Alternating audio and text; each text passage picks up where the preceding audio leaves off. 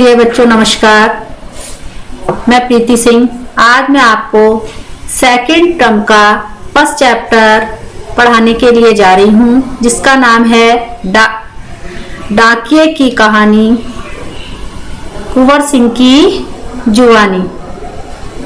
तो पहला पैराग्राफ हम देखेंगे।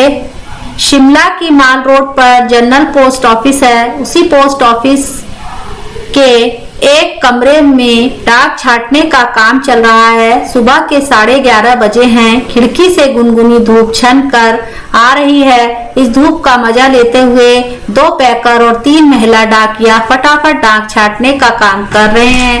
वहीं पर मैंने सरकार से पुरस्कार पाने वाले डाकिया कुंवर सिंह जी से बात की। यही बातचीत आगे दी जा रही है। तो बच्चों हम इसका पहला पैराग्राफ का बताते हैं। शिमला में एक माल रोड है, उस पर एक जनरल पोस्ट ऑफिस है। उसी पोस्ट ऑफिस में जो है एक कमरे में, उसी पोस्ट ऑफिस के जो एक कमरा है उसमें डाक छांटने का काम चल रहा है। डाक छांटने का कैसे बच्चों, अलग अलग इलाके की डाकें जो छटती हैं, सभी डाकें एक जगह आती हैं और फिर उन्हें एरिया यानी इलाके के हिसाब से उन्हें छाटा जाता है। तो उन्हीं डाक को छाटने का काम इस समय चल रहा है। और कितना बज रहा है? सुबह का 11:30 बज रहा है। और गुनगुनी यानी हल्की हल्की धूप क्या है, खिड़कियों में से आ रही है। इस धूप का जो है 2 पैकर यानी पैक करने वाले जो 2 पैकर हैं और 3 महिला हैं जो इस धूप का मजा लेते हुए क्या कर रहे हैं, फटाफट डाक छाट रहे हैं। वहीं पर सरकार से पुरस्कार पाने वाले डाकिया कुंवर सिंह जी से लेखक की बात हो रही है। उसी बातचीत को आगे बढ़ाते हुए बता रहे हैं। आपका शुभ नाम, वो कह रहे हैं आपका शुभ नाम। मेरा नाम कुंवर सिंह है। मैं हिमाचल प्रदेश के शिमला जिले के नैरवा गांव का निवासी हूँ। मेरी उम्र 45 साल है। मतलब कुंवर सिंह जो है उनका इस समय इंटरव्यू चल रहा है, तो वो उनसे बातचीत कर रहा है। लेखक उनसे कह रहा है वो आपका शुभ नाम क्या है। तो डाकिया बता रहे हैं कि मेरा नाम कुंवर सिंह है। मैं हिमाचल प्रदेश के शिमला जिले में जो नैरवा गांव है वहां का निवासी हूँ। मेरी उम्र जो कितनी है, 45 साल है। फिर लेखक उनसे फिर पूछ रहा है आपके परिवार में कौन कौन है, इनके बारे में कुछ बताइए। मेरे 4 बच्चे हैं, 3 लड़कियां और 1 लड़का। 2 लड़कियों की शादी हो चुकी है। मेरा एक और बेटा भी था। वह मेरे गांव में एक पहाड़ी से लकड़ियां लाते हुए गिर गया, जिसकी मौत हो गई। अब क्या कर रहा है वो, उससे दूसरा क्वेश्चन लेखक ने कहा है कि आपके परिवार में कौन कौन है, उनके बारे में मुझे बताओ। तो कह रहे हैं मेरे 4 बच्चे हैं, 3 लड़कियां हैं और 1 लड़का है। जो 2 लड़कियां हैं उनकी शादी हो गई है और मेरा 1 लड़का था, लेकिन मेरे गाँव में जो है वो पहाड़ी पर है और वो पहाड़ी से लकड़ियां लाते हुए गिर गया और उसकी मौत हो गई। फिर वो पूछ रहे हैं, लेखक क्या पूछ रहा है उससे, आपके बेटे के साथ जो हुआ उसका हमें बहुत दुख है। आपके इलाके में इस तरह की घटनाएं क्या अक्सर होती हैं? मतलब लेखक डाकिये से इस बारे में पूछ रहा है। तो डाकिया उसे उत्तर दे रहा है, जी ऐसी घटनाओं का होना असाधारण नहीं है। यह हर साल तिरछी जो है ढलाने या टांगों से घास काटते हुए औरतें गिरकर मर जाती हैं। फिर भी यहाँ ऐसे ही रास्ते से चलना पड़ता है, क्योंकि दूसरा कोई रास्ता होता ही नहीं। हमारे गांव में अभी तक बस नहीं पहुंच पाती। हिमाचल में हजारों ऐसे गांव हैं जहां पैदल चलकर ही पहुंच पाते हैं। कुछ ऐसी घटनाएं हैं, वो कह रहा है, जो मतलब असाधारण नहीं है, यानी साधारण है। यहाँ पर हर साल तिरछी ढलान होती है। ढाल बच्चों आप जानते हो। और ढाको होता है ऊंची नीची, उससे जो है घास काटते हुए कई बार औरतें गिर जाती हैं और मर जाती हैं। फिर भी यहाँ ऐसे रास्तों पर चलना पड़ता है। क्यों चलना पड़ता है? क्योंकि उनका रोटी रोजगार सब कुछ क्या है, उन्हीं रास्तों से होकर उन्हें जाना पड़ता है। तो मजबूरी है कि उन्हें उन रास्तों पर चलना पड़ेगा, क्योंकि और कोई जाने का दूसरा रास्ता नहीं है। हमारे गांव में, उनके गांव में अभी तक बस नहीं पहुंची है। यानी कोई ऐसा साधन नहीं है जो बस पहुंच पाए, क्योंकि रास्ते जो हैं वो नीचे नीचे हैं और ऊंचे नीचे रास्तों में बस नहीं चल सकती है। तो इसीलिए वहां उनके गांव में कोई भी बस नहीं जाती है। हिमाचल में हजारों गांव ऐसे हैं जहां अभी क्या करना पड़ता है, पैदल ही चलकर पहुंचना होता है। क्यों पहुंचना होता है? क्योंकि वहां आवागमन का कोई भी साधन नहीं है। आवागमन यानी आवाजाही का, आने और जाने का कोई भी साधन नहीं है। फिर आगे उससे पूछ रहे हैं, फिर आपके बच्चे पढ़ने कैसे जाते होंगे, उससे पूछ रहे हैं। मेरे बच्चे गांव के स्कूल में पढ़ने जाते हैं। स्कूल लगभग 5 किलोमीटर दूर है। मेरी एक लड़की 10वीं तक पढ़ी है, दूसरी 12वीं तक, तीसरी लड़की 12वीं कक्षा में पढ़ रही है, बेटा 10वीं में पढ़ता है। तो कह रहे हैं कि आपके बच्चे पढ़ने कैसे जाते होंगे? तो कह रहे हैं मेरे बच्चे जो हैं स्कूल पढ़ने जाते हैं, लेकिन स्कूल जो है 5 किलोमीटर दूर है। जैसे हमारे स्कूल में भी काफी दूर दूर से बच्चे आते हैं, लेकिन वो कैसे आते हैं?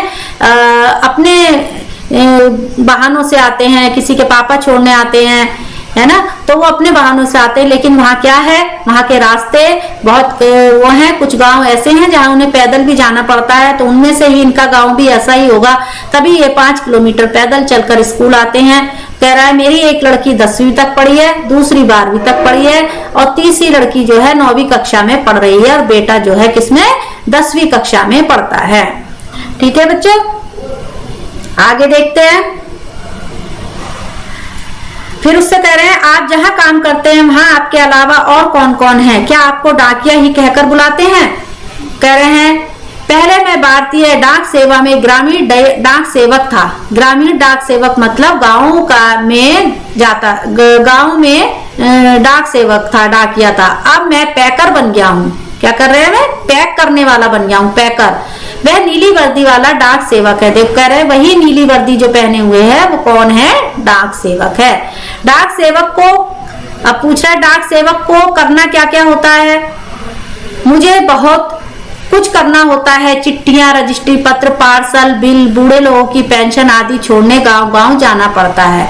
वो कह रहे हैं कि मुझे क्या बहुत काम करने पड़ते हैं। डाक सेवक को बहुत काम करने पड़ते हैं। चिट्ठियां, रजिस्ट्री पत्र, पार्सल और बिल, बूढ़े लोगों की पेंशन लेकर वो गांव में जाता है। फिर अगला क्वेश्चन उससे कर रहे हैं क्या यह सब अभी भी करना पड़ता है? क्योंकि अब तो सूचना और संदेश देने के बहुत से नए तरीके आ गए हैं। कह रहे अभी भी तुम्हें ये सब करना पड़ता है, क्योंकि अब जो है आप लोग देखते हैं बच्चे, हमें संदेश पहुंचाने के बहुत से नए तरीके आ गए हैं, जो कि हमने पिछले पार्ट में भी पढ़े थे। तो उसमें बहुत से तरीके ऐसे आ गए हैं जिससे हमें क्या कहते हैं, इसमें बहुत आसानी हो रही है डाक सेवा में। लेकिन वो कह रहा है कि आपने सुना तो आपने बिल्कुल ठीक है, हमारे देश की डाक सेवा आज भी दुनिया में सबसे बड़ी डाक सेवा है और सबसे सस्ती है। केवल 5 रुपए में देश के किसी भी कोने में हम चिट्ठी भेज सकते हैं। पोस्ट कार्ड तो केवल 50 पैसे का ही है, यानी 50 पैसे में ही हम देश के हर कोने में अपना संदेश भेज सकते हैं। वो कह रहा है कि आपने बिल्कुल सही सुना है कि देश में जो है डाक सेवा के जो है बहुत नए नए से तरीके हैं, लेकिन हमारी जो डाक सेवा है ये बहुत पुरानी है, बहुत पुरानी है। इसमें क्या है और बहुत ज्यादा सस्ती है, क्योंकि हम देखते हैं कि मोबाइल फोन है, ईमेल है, ये सब क्या है, महंगा साधन है, और पत्र जो है सबसे सस्ता साधन है, क्योंकि केवल 5 रुपए में हम देश के किसी भी कोने में हम चिट्ठी भेज सकते हैं। 5 रुपए तक में। पोस्ट कार्ड तो केवल 50 पैसे में ही। तो कह रहे हैं जो पोस्ट कार्ड आता है, पीला वाला एक कार्ड आता है बच्चों, जिसपे हम पत्र लिखकर भेजते हैं, वो केवल 50 पैसे का ही आता है। तो 50 पैसे में ही, यानी हम 50 पैसे में भी, यानी अगर हम 5 रुपए ना इस्तेमाल करके अपना संदेश पहुंचाना चाहते हैं तो हम 50 पैसे में भी देश के किसी कोने में अपना संदेश पहुंचा सकते हैं। वो कह रहा है आपको अपनी नौकरी में मजा तो बहुत आता होगा। वो कह रहे हैं आपको मजा, यानी बहुत, आपकी नौकरी में बहुत आनंद है। वो कह रहे हैं कि हाँ, मुझे अपनी नौकरी बहुत अच्छी लगती है। जब मैं बहुत दूर नौकरी करने वाले सिपाही का मनी आर्डर लेकर उसके घर पहुंचता हूँ तो उसके बूढ़े माँ बाप का खुशी भरा चेहरा देखते ही बनता है। ऐसे ही जब किसी का रजिस्ट्री पत्र पहुंचाता हूँ, जिसमें कभी रिजल्ट कभी नियुक्ति पत्र होता है, तो लोग बहुत खुश होते हैं। बूढ़े दादा और बूढ़ी नानी तो पेंशन के पैसे मिलने पर बहुत ही खुश होते हैं। 6 महीनों तक वे मेरा इसके लिए इंतजार करते हैं। हिमाचल में बूढ़े लोगों को पेंशन हर 6 महीने के बाद इकट्ठी ही दी जाती है। वो कह रहे हैं, जवाब दे रहे हैं कि मुझे अपनी नौकरी जो है वो बहुत ही अच्छी लगती है, मुझे बहुत पसंद है अपनी नौकरी। जब मैं अपनी नौकरी करता हूँ, मतलब अपनी जो ड्यूटी निभाता हूँ, तब क्या होता है, जब मैं दूर नौकरी करने वाले सिपाही का मनी ऑर्डर लेकर, मनी ऑर्डर मतलब पैसे लेकर, जैसे बहुत दूर कोई सिपाही नौकरी कर रहा है और अपने घर खर्चे के पैसे भेजना चाहता है, तो वो मनी ऑर्डर के द्वारा भेज रहा है, तो उन पैसों को लेकर जब वो डाकिया घर पहुंचता है तो उसके बूढ़े माँ बाप क्या होते हैं, खुशी का चेहरा, उसके बूढ़े माँ बापों का जो चेहरा है खुशी से खिल जाता है और डाकिया भी उन्हें देखकर बहुत प्रसन्न होता है।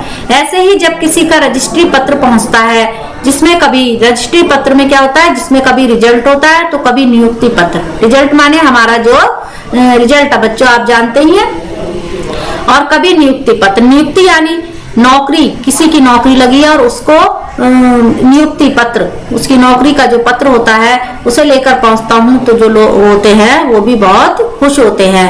बूढ़े दादा और बूढ़ी नानी तो पेंशन के पैसे मिलने पर बहुत खुश होती हैं। यानी जो बूढ़े दादा और बूढ़ी नानी होती हैं, जब वो उनके पेंशन के पैसे लेकर डाकिया उनके पास पहुंचता है तो वो लोग भी बहुत खुश होते हैं और 6 महीने से उस पेंशन के आने का इंतजार करते हैं। क्यों, ऐसा क्यों बच्चे? क्योंकि हमारे यहाँ तो जो है हर महीने ही पेंशन मिलती है, लेकिन हिमाचल में क्या है, बूढ़े लोगों को जो पेंशन मिलती है वो हर 6 महीने के बाद उन्हें इकट्ठी ही दी जाती है। हमारे यहाँ जैसे हर महीने में जाकर आप पेंशन ले सकते हो, ऐसा हिमाचल में नहीं है। हिमाचल में जो है बूढ़े लोगों को पेंशन हर 6 महीने में इकट्ठी ही दे दी जाती है। तो ये था बच्चों आज का हमारा पाठ, ठीक है ना। तो अब हम इससे आगे क्या अब अगली वीडियो में पढ़ेंगे। धन्यवाद।